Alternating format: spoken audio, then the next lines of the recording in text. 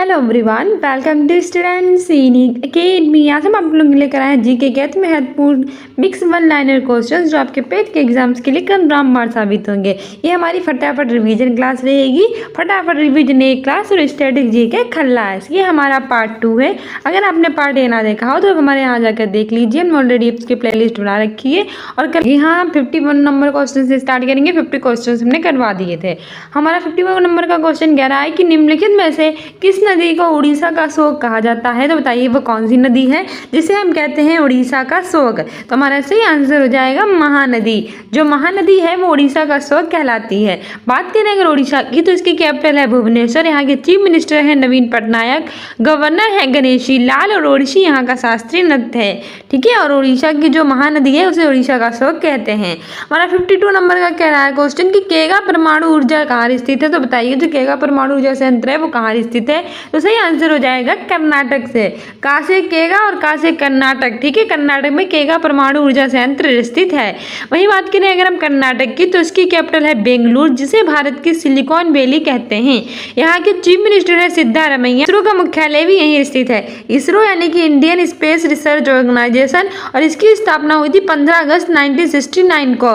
और ये जो हमारी ये भारत की स्पेस एजेंसी है। ठीक है, आगे बढ़ते हैं। और यक्षगान यहाँ फेमस नृत्य है वो किया जाता है। आगे हमारा 53 नंबर का क्वेश्चन कह रहा है कि इनमें से कौन से राज्य में द्विसदनीय विधानमंडल है। तो बताइए वो कौन से राज्य है जहाँ द्विसदनीय विधानमंडल है।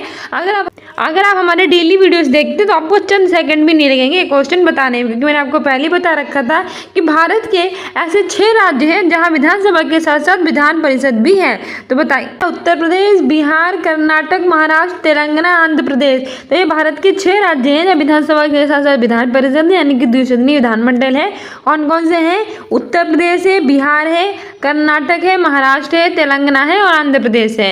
इसे वैसे याद कर सकते हैं कि हम ज्यादा नहीं, हम यूपी बिहार वाले हैं तो पास में ही यूपी बिहार, तो इन्हें साथ में याद कर लीजिए।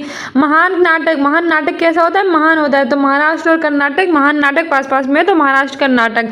आंध्र प्रदेश से ये अलग होकर बना था 2 जून 2014 को तेलंगाना, तो तेलंगाना और आंध्र प्रदेश इन 6 राज्यों में है विधानसभा के साथ साथ विधान परिषद। उत्तर प्रदेश की बात करें तो इसकी कैपिटल है लखनऊ, जिसे हम नवाबों का शहर कहते हैं। यहाँ के चीफ मिनिस्टर है योगी आदित्यनाथ। यहाँ की गवर्नर है आनंदीबेन पटेल। यहाँ लोकसभा की 80 सीटें हैं, राज्यसभा की 31 सीटें हैं और विधानसभा के साथ साथ विधान परिषद भी है। और यहाँ का राजकीय पुष्प है पलाश, राजकीय वृक्ष है अशोक और राजकीय पशु है बारहसिंगा। ये सारी चीजें भी याद रखना एग्जाम्स के लिए इंपॉर्टेंट है।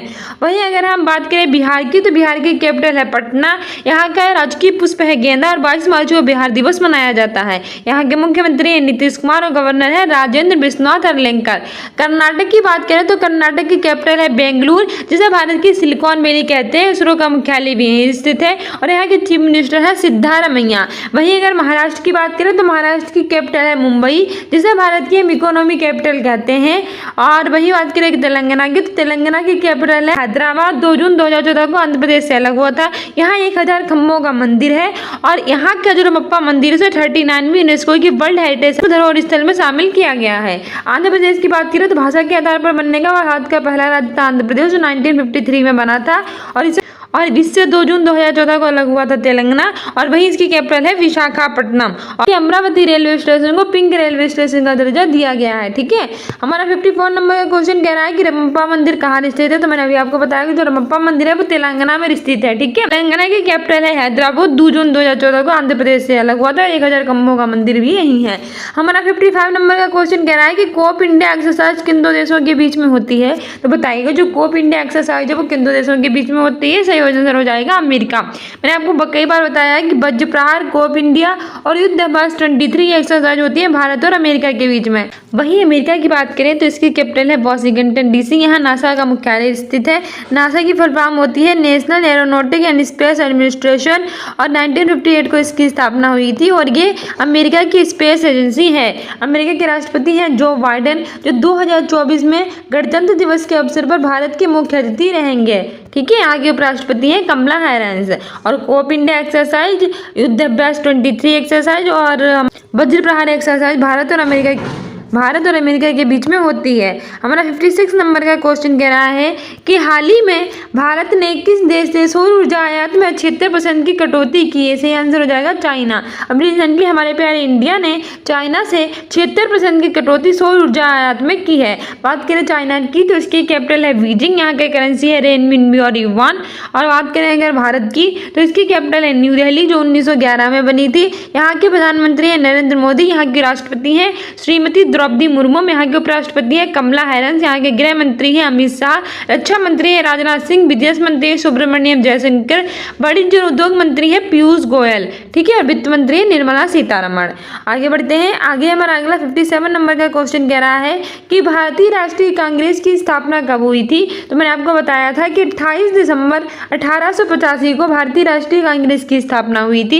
इसके पहले अध्यक्ष बीएमएस चंद्र बनर्जी थे, मुंबई में इन्होंने अध्यक्षता की थी। इसकी स्थापना A.O. ह्यूम ने की थी और लॉर्ड डफरिन के मंडी की उपज थी, ठीक है। और इसके हमने महत्वपूर्ण अधिवेशन थे वो भी आपको बताए थे। तो सबसे पहले याद रखना 1885 में हुई थी। इसका 1916 में लखनऊ में अधिवेशन हुआ था, जिसकी अध्यक्षता अंबिका चरण मजूमदार ने की थी। 1917 का कलकत्ता अधिवेशन हुआ था, जिसकी अध्यक्षता श्रीमती एनी बेसेंट ने की थी। 1924 का बेलगाम अधिवेशन हुआ था और एकमात्र अधिवेशन था जिसकी अध्यक्षता महात्मा गांधी जी ने की थी। 1925 के कानपुर अधिवेशन की अध्यक्षता श्रीमती सरोजिनी नायडू ने की थी, जो भारत के किसी भी राज्य में बनने वाली पहली महिला राज्यपाल थी, जो उत्तर प्रदेश की बनी थी और पहली भारतीय महिला थी जिन्होंने भारतीय राष्ट्रीय कांग्रेस से पहले कलकत्ता अधिवेशन में श्रीमती एनी बेसेंट ने अध्यक्षता की थी, वो पहली महिला थी, ठीक है, लेकिन विदेशी थी। वहीं 1929 के लाहौर अधिवेशन की अध्यक्षता जवाहरलाल नेहरू ने की थी, जो भारत के पहले प्रधानमंत्री थे। 1931 में कराची अधिवेशन की अध्यक्षता सरदार वल्लभ भाई पटेल ने की थी, जो भारत के पहले गृह मंत्री थे। 1938 के हरपुरा अधिवेशन, 1939 के त्रिपुरी अधिवेशन की अध्यक्षता सुभाष चंद्र बोस ने की थी, जो स्ट्रगल नाम की पुस्तक लिखी थी। और इनकी जयंती को 23 जनवरी को पराक्रम दिवस के रूप में मनाया जाता है।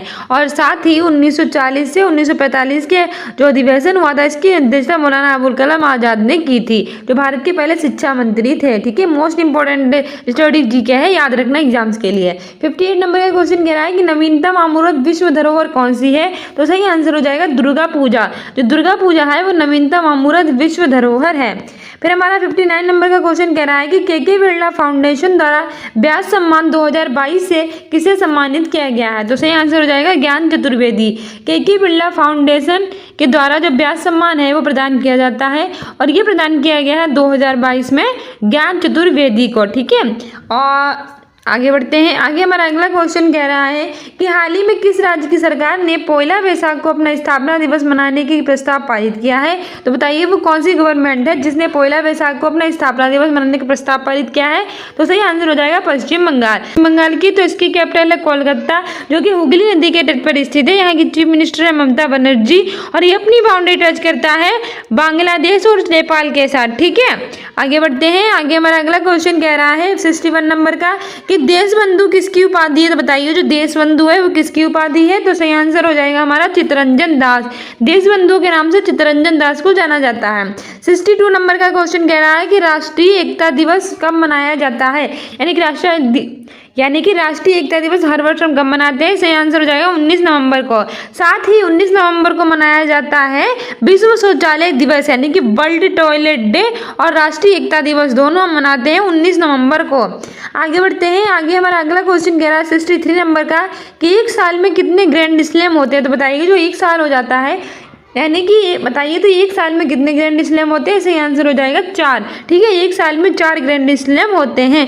आगे बढ़ते हैं। आगे हमारा 64 नंबर का क्वेश्चन कह रहा है कि विश्व मसाला कांग्रेस की 14वें संस्करण जो मुंबई में हुआ है, इसकी थीम क्या है? तो सही आंसर हो जाएगा विजन 2030 स्पाइसेस, यानी कि विजन 2030 जो स्पाइसेस है विश्व मसाला कांग्रेस के थीम रखी गई है और इसका ये 14वां संस्करण है और ये जो मुंबई में हुआ है, ये भी याद रखना। आगे बढ़ते हैं। आगे हमारा अगला क्वेश्चन कह रहा है 65 नंबर का कि ओजोन परत हमारे वायुमंडल की कौन सी परत में पाई जाती है? तो बताइए जो ओजोन परत है वो हमारे वायुमंडल की कौन सी परत में पाई जाती है? तो सही आंसर हो जाएगा समताप मंडल, ठीक है। समताप मंडल में ओजोन परत पाई जाती है और समताप मंडल हमारे वायुमंडल की दूसरे नंबर की परत है। हमारे वायुमंडल में टोटल 5 परतें हैं।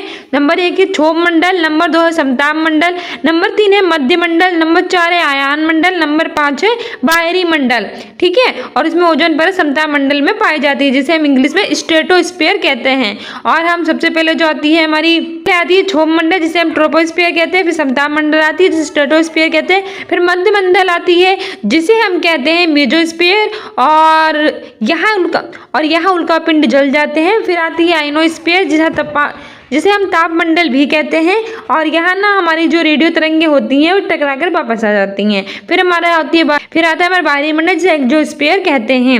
ठीक है, ओजोन परत की बात, वही ओजोन की बात करें तो हर साल 16 सितंबर को मनाया जाता है ओजोन दिवस, ये भी याद रखना। आगे बढ़ते हैं, आगे हमारा 66 नंबर का क्वेश्चन कह रहा है कि हाल ही में किसने स्वच्छता ही सेवा अभियान 2023 की शुरुआत की है? तो सही आंसर हो जाएगा गजेंद्र सिंह शेखावत। अभी रिसेंटली स्वच्छता ही सेवा 2023 अभियान की शुरुआत गजेंद्र सिंह शेखावत ने की है।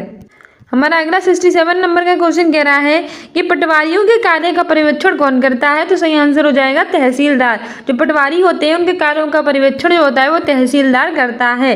आगे 68 नंबर का क्वेश्चन कह रहा है कि विश्व चिकित्सा दिवस कब मनाया जाता है? तो बताइए, जो विश्व चिकित्सा दिवस है वो हम कब सेलिब्रेट करते हैं? तो सही आंसर हो जाएगा हमारा 1 जुलाई को। हम हर साल 1 जुलाई को विश्व चिकित्सा दिवस मनाते हैं। ठीक है, ऑप्शन हमारा जो है 1 जुलाई सही हो जाएगा।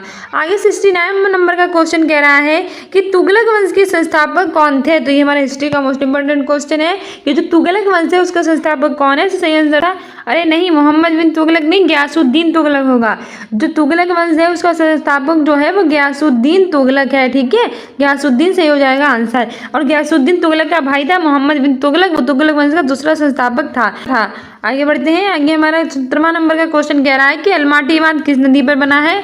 तो सही आंसर हो जाएगा कृष्णा नदी पर। जो अलमाटी बांध है वो कृष्णा नदी पर बना है, क्योंकि जो माटी थे वो कृष्ण जी खाते थे, कृष्ण जी माटी नहीं खाते थे, तो जो अलमाटी बांध है वो किस नदी पर बना है? तो सही आंसर क्या हो जाएगा हमारा कृष्णा नदी पर अलमाटी बांध बना है। आगे बढ़ते हैं, आगे हमारा अगला क्वेश्चन कह रहा है 71 नंबर का कि किस राज्य की प्राचीन वस्त्रकला मतानी पछेड़ी को जीआई टैग मिला है? तो बताइए वो कौन सा राज्य है जहाँ की प्राचीन वस्त्रकला मतानी पछेड़ी को जीआई टैग मिला है? तो सही आंसर हो जाएगा गुजरात। गुजरात की प्राचीन वस्त्रकला है मतानी पछेड़ी, जिसका शाब्दिक अर्थ होता है माता के पीछे, इसे मिला है जीआई टैग। जीआई की बात करें, मैंने कई बार आपको बताया, फिर से रिवाइज कीजिए। इसकी फुल फॉर्म होती है जियोग्राफिकल इंडिकेशन, यानी कि भौगोलिक संकेतक। ये किसी विशेष क्षेत्र में विशेष वस्तुओं को प्रदान किया जाता है। 1999 का एक्ट है। सबसे पहले 2004 में पश्चिम बंगाल की दार्जिलिंग की चाय को मिला था।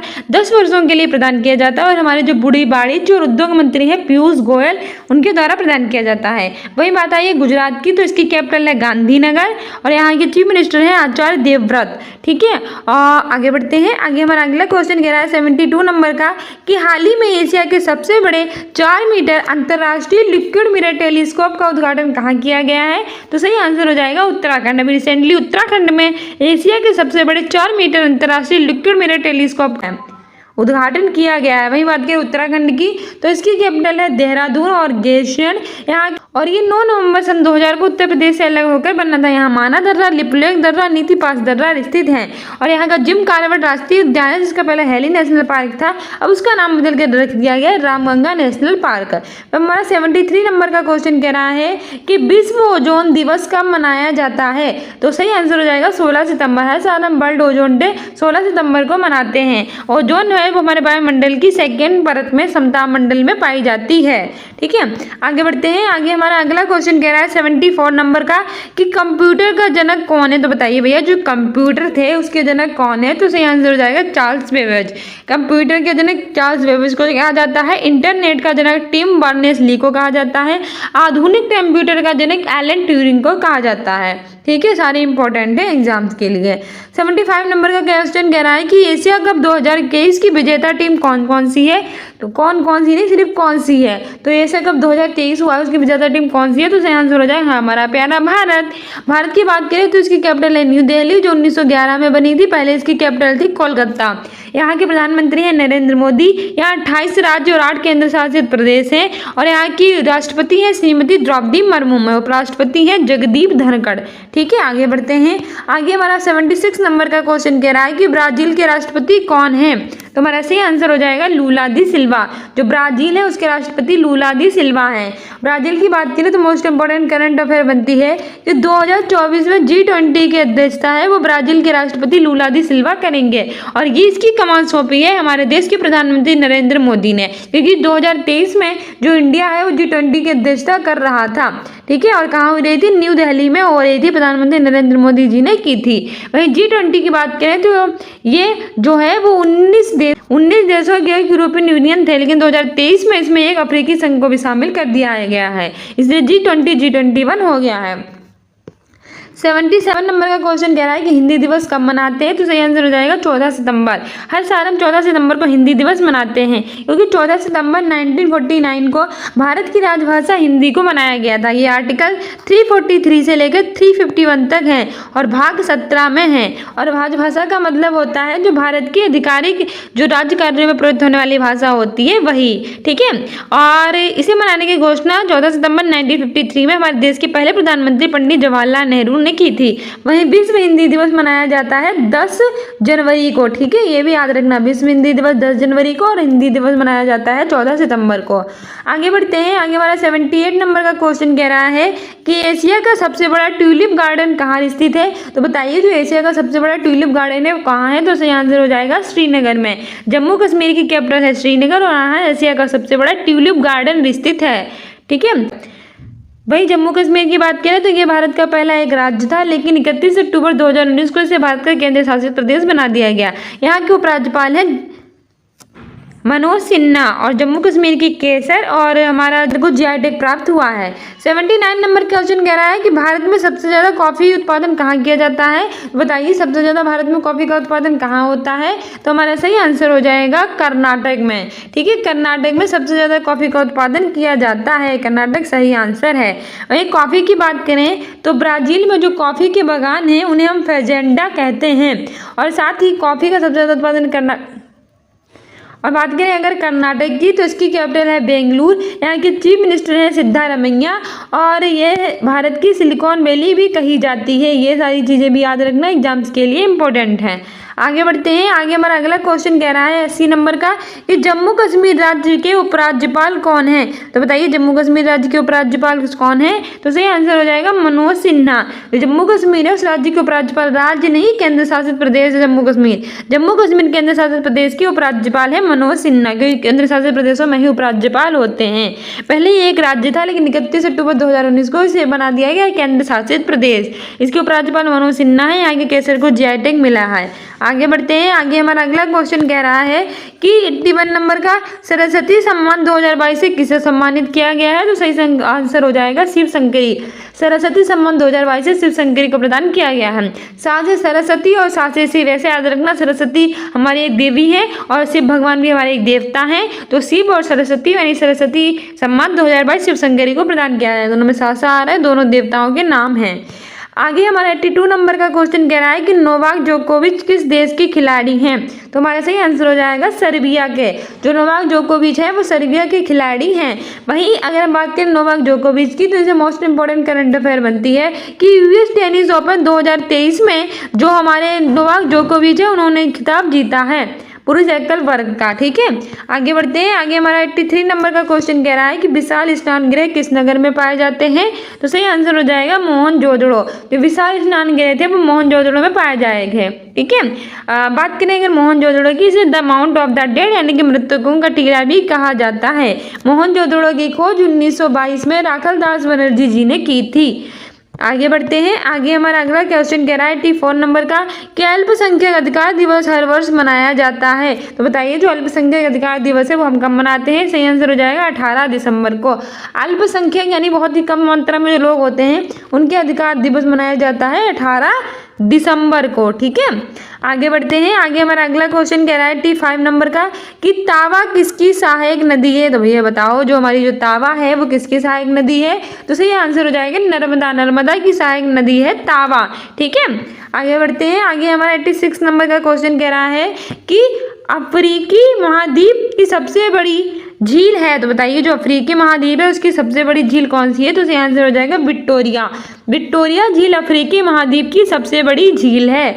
आगे बढ़ते हैं, आगे हमारा 87 नंबर का क्वेश्चन कह रहा है कि हाल ही में G20 संगठन का 21वां सदस्य किसे बनाया गया है। सो एक्चुअली हमारा रिवीजन क्वेश्चन है तो हम फटाफट कर रहे हैं। अगर आपको इनकी फुल डिटेल में क्लास चाहिए तो ऑलरेडी हमने प्लेलिस्ट बना रखी है यूपिटर प्लस सीपेट इंपॉर्टेंट सीरीज के नाम से, तो सारी सीरीज आप देख सकते हैं। साथ ही वो हमारी डिटेल में क्लास रहेगी। साथ ही हमने करंट अफेयर के भी एक कॉम्पिटेटिव एग्जाम से प्लेलिस्ट बना रखी है, तो आप वो जाके देख सकते हैं। सारे शॉर्ट्स की प्लेलिस्ट बना रखी है तो वो देख सकते हैं। और साथ ही कम्युनिटी पोस्ट में आंसर भी दिया कीजिए अपने एग्जाम में बेटर करने के लिए। और स्टूडेंट्स इन अकेडमी को इंस्टाग्राम पर भी फॉलो कर लीजिए। तो 87 नंबर का क्वेश्चन कह रहा है कि हाल ही में G20 संगठन का 21वां सदस्य किसे बनाया गया है। तो ऑप्शन हो जाएगा सही अफ्रीकी संघ को। G20 जो था वो पहले 19 देशों का एक समूह था और एक इसमें यूरोपीय संघ था, लेकिन अफ्रीकी संघ को भी मिला दिया गया है। तो 19, 20, 21 G20 अब G21 हो गया है।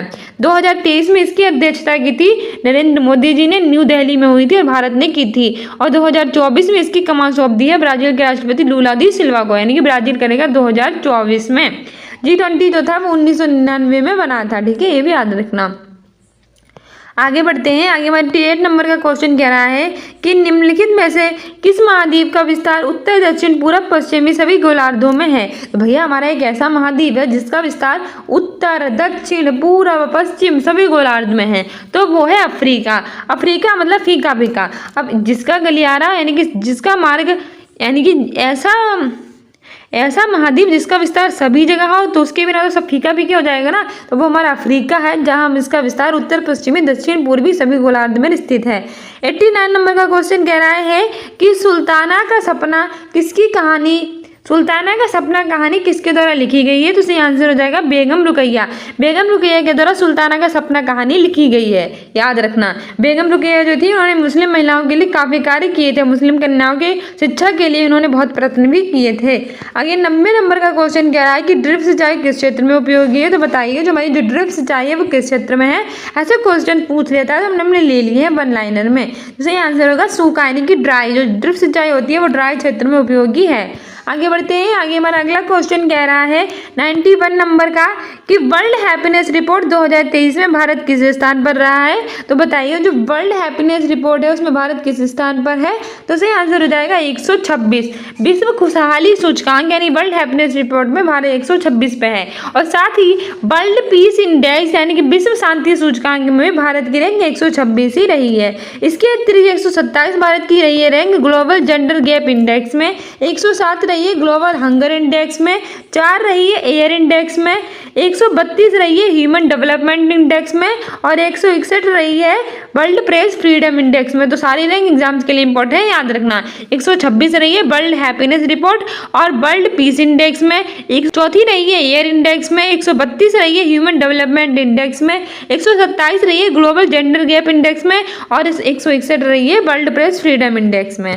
आगे हमारा 92 नंबर का क्वेश्चन कह रहा है कि इसरो की स्थापना कब हुई थी। तो बताइए जो इसरो है इसकी स्थापना कब हुई थी। तो मैंने अभी आपको बताया, अगर आप रिवाइज कर रहे होंगे तो अगर आप अच्छे से सुन रहे होंगे तो आपको पता होगा 1969 में हुई थी। 15 अगस्त 1969 में इसरो की स्थापना हुई थी। इसरो भारत की स्पेस एजेंसी है, उसकी फुल फॉर्म होती है इंडियन स्पेस रिसर्च ऑर्गेनाइजेशन। इसका हेडक्वार्टर जो है वो बेंगलुरु में स्थित है, जिसे भारत की सिलिकॉन वैली भी कहा जाता है और ये कर्नाटक की कैपिटल है, ठीक है। आगे बढ़ते हैं। आगे हमारा अगला 93 नंबर का क्वेश्चन कह रहा है मोस्ट इंपोर्टेंट स्ट्रेटेजी क्या है। ये कंचनजंगा नेशनल पार्क कहाँ स्थित है। तो सही आंसर हो जाएगा सिक्किम। जो कंचनजंगा नेशनल पार्क है वो सिक्किम में स्थित है। बात करें सिक्किम की तो पहले ये एक देश था, लेकिन जब तिब्बत को मिला लिया चाइना ने अपने में तो ये डर गया। उसने भारत से कहा कि मुझे अपने में मिला लो। तो भारत ने कहा आ जाओ बच्चे हम तो मिला लेंगे अपने में, लेकिन इसने कहा तुम हमारे साथ कहीं चाइना की तरह तो नहीं करोगी, हमारे देश के सभी लोगों को इधर उधर भेज दो। तो भारत ने कहा कि आप पहले हमारे साथ सह राज्य बन जाएगा और बाद में पूर्ण राज्य बन जाना। तो इसने कहा ठीक है। तो सबसे पहले ये 1974 में 33वें संविधान संशोधन 1974 में ये भारत का सह राज्य बना था, लेकिन सब कुछ ठीक रहा और इसने कहा वाह भारत तो बहुत अच्छा है। फिर हुआ 36वां संविधान संशोधन और ये हुआ था 1975 में और ये भारत का पूर्ण राज्य बना दिया गया, ठीक है। सिक्किम की कैपिटल है गंगटोक, यहाँ कंचनजंगा नेशनल पार्क स्थित है और यहाँ के चीफ मिनिस्टर है पवन कुमार चामलिंग, ठीक है। आगे बढ़ते हैं। आगे हमारा 94 नंबर का क्वेश्चन कह रहा है कि सद्भावना दिवस हर वर्ष मनाया जाता है। तो सही आंसर हो जाएगा 20 अगस्त को। हर साल हम 20 अगस्त को सद्भावना दिवस मनाते हैं। आगे बढ़ते हैं। आगे हमारा अच्छा मनाते क्यों है, क्योंकि 20 अगस्त को होती है डॉक्टर राजेंद्र प्रसाद की जयंती, इसीलिए उनकी जयंती को हम सद्भावना दिवस के रूप में मनाते हैं 20 अगस्त को। ठीक है, सद्भावना दिवस मनाते हैं। बाकी चीज़ों की बात करें तो 23 जनवरी को हम मनाते हैं पराक्रम दिवस, क्योंकि 23 जनवरी को होती है सुभाष चंद्र बोस की जयंती, तो 23 जनवरी को हम पराक्रम दिवस मनाते हैं।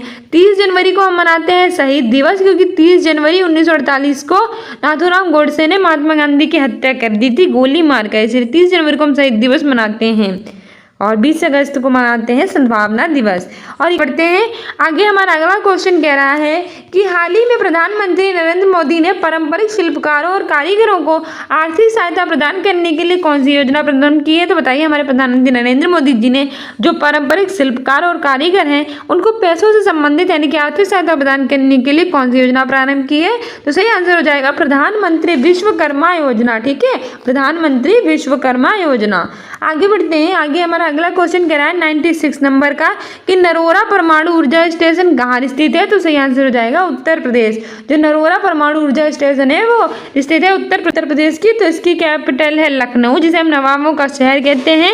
यहाँ के चीफ मिनिस्टर योगी आदित्यनाथ, यहाँ के गवर्नर है आनंदीबेन पटेल, और यहाँ टोटल 75 जिले हैं, और उन 75 जिलों में से एक जिला है बरेली, जो पहला जिला बन गया है उत्तर प्रदेश का स्मार्ट स्वच्छताएं प्रदान करने वाला। और जो वाराणसी जिला है वो एससीओ की पहली सांस्कृतिक राजधानी घोषित किया गया है, जो प्रयागराज है यानी कि इलाहाबाद है, वहाँ संगम स्थल स्थित है, और ये गंगा यमुना सरस्वती का काफी फेमस स्थल है, और साथ ही ये अमरूदों के लिए फेमस है। ठीक है, और वहीं आगरा की स्थापना 1540 में सिकंदर लोधी ने की थी। आगे बढ़ते हैं। आगे हमारा 97 नंबर का क्वेश्चन कह रहा है कि इटली की राजधानी क्या है। तो सही आंसर हो जाएगा रोम। जो इटली है वहाँ की उसकी राजधानी रोम है, और रोम में FAO यानी कि फूड एंड एग्रीकल्चर ऑर्गेनाइजेशन का मुख्यालय भी स्थित है। ठीक है, आगे बढ़ते हैं। और अभी इटली से एक मोस्ट इंपॉर्टेंट क्वेश्चन बनता है कि नॉर्थ ईस्ट इंडिया फेस्टिवल 2023 का आयोजन भी इटली में ही किया गया है। आगे हमारा 98 नंबर का क्वेश्चन कह रहा है कि मॉन्ट्रियल प्रोटोकॉल का संबंध किससे है। तो सही जाएगा आंसर ओजोन परत से। जो मॉन्ट्रियल प्रोटोकॉल है वो ओजोन परत से संबंधित है। ओजोन परत वही ओजोन दिवस है वो 16 सितंबर को मनाया जाता है। हमारे वायुमंडल की दूसरी परत यानी कि समताप मंडल में पाया जाता है, और जो मॉन्ट्रियल प्रोटोकॉल है वो इसी से संबंधित है। ठीक है, आगे बढ़ते हैं। आगे हमारा अगला क्वेश्चन कह रहा है 99 नंबर का कि हाल ही में किस राज्य के काला जीरा चावल को जीआई टैग मिला है। तो सही आंसर हो जाएगा उड़ीसा। अभी रिसेंटली उड़ीसा राज्य के काला जीरा चावल को जीआई टैग मिला है। जीआई की फुल फॉर्म होती है जियोग्राफिकल इंडिकेशन, भौगोलिक संकेतक। इसी विशेष क्षेत्र में विशेष वस्तुओं को प्रदान किया जाता है। 1999 का एक्ट है। सबसे पहले 2004 में पश्चिम बंगाल के दार्जिलिंग की चाय को मिला था।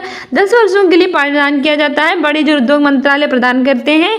उड़ीसा की कैपिटल है भुवनेश्वर। यहाँ के चीफ मिनिस्टर नवीन पटनायक, गवर्नर है गणेशी लाल, और ओडिसी यहाँ का शास्त्रीय नृत्य है।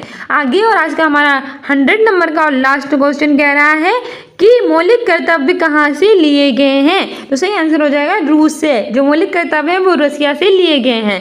हमारे यहाँ स्टार्टिंग में मौलिक कर्तव्य नहीं थे, लेकिन 42वां संविधान संशोधन हुआ 1976 के द्वारा जो मौलिक कर्तव्य है वो जोड़ दिए गए। ठीक है, और वहीं अगर हम बात करें रूस की, तो रूस की कैपिटल है मॉस्को। यहाँ के राष्ट्रपति हैं व्लादिमीर पुतिन, और रोसकॉस्मोस यहाँ की स्पेस एजेंसी है। ठीक है, और मौलिक कर्तव्य जो है वो भाग 4 के ए में और आर्टिकल 51 के ए में है। 42वें संविधान संशोधन 1976 के द्वारा। ठीक है, सो डियर स्टूडेंट्स, ये थे हमारे most important questions. I hope you like this video. If you like it then like, subscribe and share, and we continue with next video. हम आपके लिए लेकर आएंगे कल मोस्ट इंपॉर्टेंट करंट अफेयर्स, जो आपके सभी एग्जाम्स के लिए काफ़ी इंपॉर्टेंट होगी। और अगर आपने इससे पहले इसका पार्ट ए ना देखा हो तो प्लीज़ देख लेना। हमने पार्ट ए में इसके 50 क्वेश्चंस तक करा दिए हैं, जो आपके एग्जाम में एकदम रामबाण साबित होंगे। ठीक है, तो आप वो वीडियो भी देख सकते हैं।